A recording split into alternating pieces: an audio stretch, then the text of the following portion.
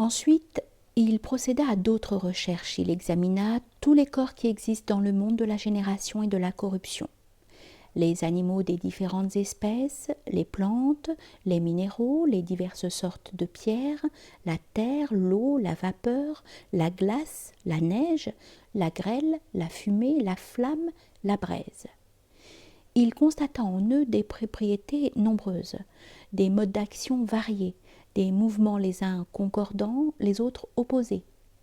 Il les étudia avec une attention soutenue et vit qu'ils ont certains caractères communs et d'autres différents, que par leur caractère commun ils ne font qu'un, que par leurs caractères différents ils sont divers et multiples. Tantôt il considérait dans les choses leurs particularités, ce par quoi chacune d'elles s'individualise. Elle lui apparaissait alors comme une multiplicité impossible à embrasser. Et devant sa pensée, l'univers se disséminait en une dissémination sans fin. Son essence propre lui apparaissait multiple aussi, puisqu'il constatait la diversité de ses organes, chacun individuellement distinct à raison d'une fonction ou d'une propriété particulière. Il considérait chacun d'eux et voyait qu'il comporte une subdivision en parties extrêmement nombreuses. Il concluait donc à la multiplicité de sa propre essence. De même pour l'essence de toute chose. Tantôt, se plaçant à un autre point de vue et prenant une seconde voie, il remarquait que ces organes, bien que multiples, étaient tous joints les uns aux autres, sans aucune séparation, et formaient un tout unique. Ils ne différaient que par la diversité de leurs fonctions, et cette diversité n'était que le résultat de quelques facultés que leur communiquait l'esprit animal auquel avaient abouti ses premières recherches. Or, cet esprit était un en essence. C'est lui qui constituait l'essence, véritable, et tous les organes n'étaient que comme des instruments. Considéré de ce biais, son essence lui apparaissait une. Passant ensuite à l'ensemble des espèces animales, il voyait que chaque individu d'entre elles est un, considéré de ce point de vue. Puis, examinant une à une ces espèces, par exemple les gazelles, les chevaux, les ânes et les diverses espèces d'oiseaux une à une, il voyait que les individus de chaque espèce se ressemblent par leurs organes externes ou internes, par leur perception, par leurs mouvements et par leurs indistincts. Et il ne remarquait entre eux que des différences légères en comparaison de leur caractère commun.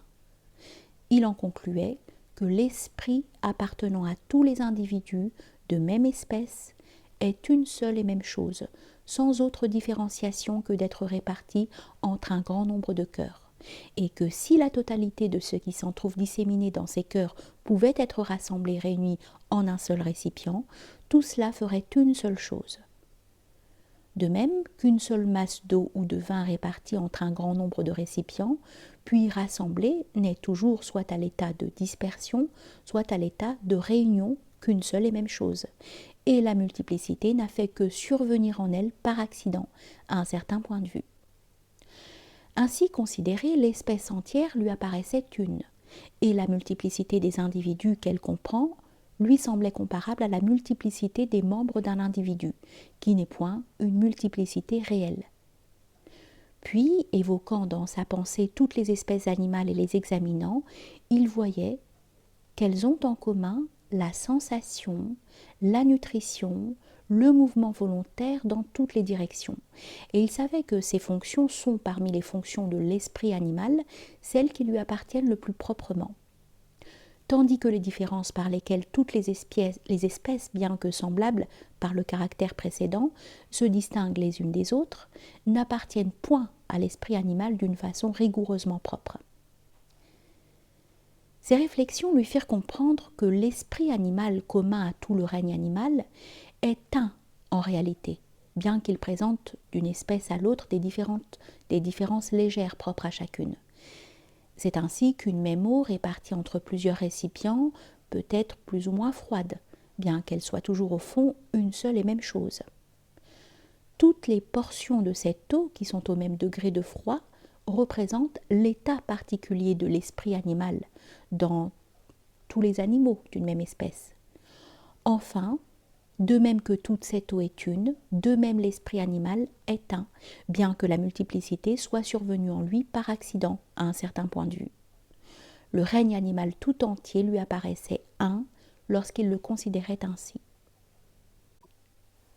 Il passa ensuite aux diverses espèces de plantes. Il vit que dans chaque espèce végétale, les individus se ressemblent par les rameaux, les feuilles, les fleurs, les fruits, les fonctions. Comparant les plantes aux animaux, il reconnut en elles une seule et même chose, à laquelle toutes participent, qui remplit chez elles le rôle de l'esprit chez les animaux, et par laquelle elles sont une. Ainsi, considérant le règne végétal tout entier, il conclut à son unité, parce qu'il constatait dans tout ce règne des fonctions communes, la nutrition et la croissance. Puis, réunissant par la pensée le règne animal et le règne végétal, il vit que la nutrition et la croissance sont communes à toutes les deux. Mais les animaux ont de plus que les plantes la sensibilité, l'intelligence et la locomotion. Parfois cependant, chez les végétaux, il apparaît quelque chose de semblable. Par exemple, quand leurs fleurs se tournent vers le soleil, quand leurs racines gagnent dans la direction où elles trouvent des éléments nutritifs, etc. En vertu de ces considérations, les plantes et les animaux lui apparurent comme une seule et même chose, parce qu'ils ont en commun une même chose qui se trouve dans l'un des deux, plus achevée, plus accomplie, et qui, dans l'autre, est entravée par quelque empêchement. C'est comme une même eau divisée en deux parts dont l'une est congelée, l'autre liquide. Il réduisit donc à l'unité les plantes et les animaux. Ensuite, il considéra les corps dépourvus de sensations, incapables de nutrition et de croissance, tels les pierres, la terre, l'eau, l'air et les flammes.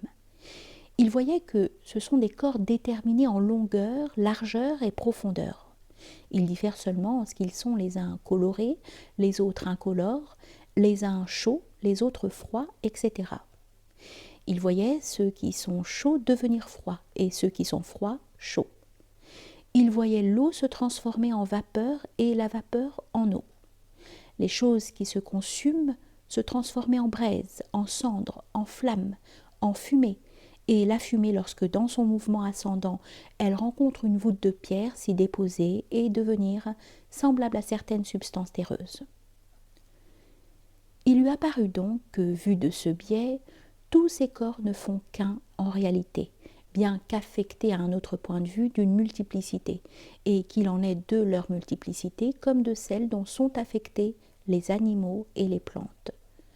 Puis, considérant cette chose qui faisait à ses yeux l'unité des plantes et des animaux, il vit que c'est un certain corps comme les précédents, étendu en longueur, largeur et profondeur, soit chaud, soit froid, comme l'un quelconque des corps dépourvus de sensations et incapables de nutrition. Elle en diffère par les actes qu'elle produit au moyen des organes animaux ou végétaux, et par là seulement.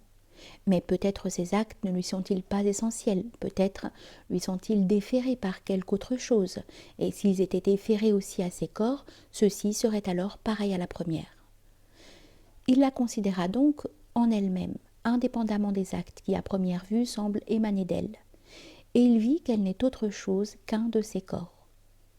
Tous les corps lui apparaissaient de la sorte comme une seule chose, qu'ils soient vivants ou inanimés, qu'ils se meuvent ou non, sauf que certains d'entre eux semblent produire des actes au moyen d'organes, mais il ne savait si ces actes leur sont essentiels ou s'ils leur sont déférés par une autre chose. Il ne connaissait jusqu'ici que des corps, et la totalité des êtres, considérés comme il vient d'être dit, lui semblait se réduire à une chose unique, tandis qu'au premier point de vue, elle lui apparaissait comme une multitude innombrable et infinie. Il demeura dans cet état d'esprit pendant un certain temps. Puis, il examina soigneusement tous ces corps, vivants ou inanimés, dans lesquels il voyait tantôt une seule chose, tantôt une multiplicité infinie.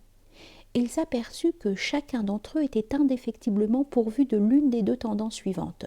Ou bien il tend vers le haut, tels sont la fumée, la flamme, l'air, quand il se trouve sous l'eau, ou bien il tend vers la direction contraire, c'est-à-dire vers le bas, tels sont l'eau, des fragments de terre, des fragments de végétal ou d'animal.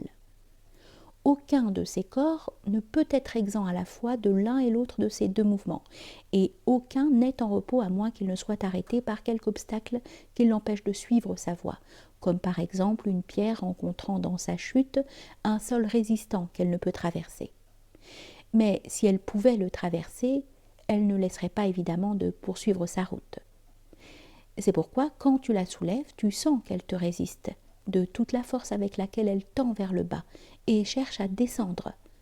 De même, la fumée dans son mouvement ascensionnel va toujours son chemin, à moins qu'elle ne rencontre par exemple une voûte résistance qui l'arrête. Alors, elle s'infléchit à droite et à gauche, et dès qu'elle n'est plus retenue par la voûte, elle monte à travers l'air, parce que l'air ne peut l'arrêter. Il voyait de même que si on remplit d'air une outre de peau, qu'on la lie et qu'on la plonge ensuite sous l'eau, l'air cherche à monter et résiste à celui qui le maintient sous l'eau, et cela jusqu'à ce que, sortant de l'eau, il ait atteint le lieu naturel de l'air. Alors il demeure en repos.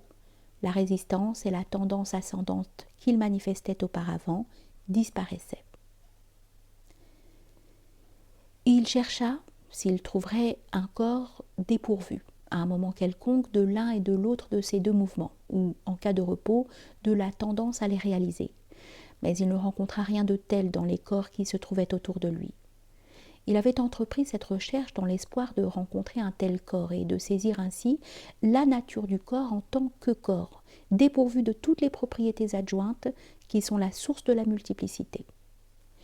Lorsqu'il fut las de chercher et qu'il eut observé les corps les plus pauvres de propriétés, sans en trouver un qui ne fût pourvu en quelque façon d'une de ces deux propriétés qu'on appelle pesanteur et légèreté, il se demanda si la pesanteur et la légèreté appartiennent au corps en tant que corps ou à titre de propriété surajoutée à la corporéité.